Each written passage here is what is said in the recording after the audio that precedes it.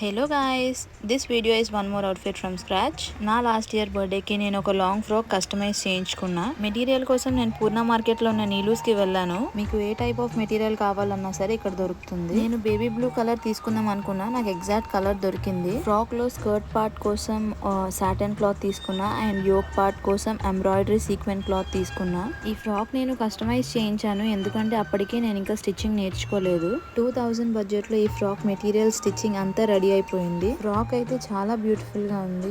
And here comes the outfit reveal.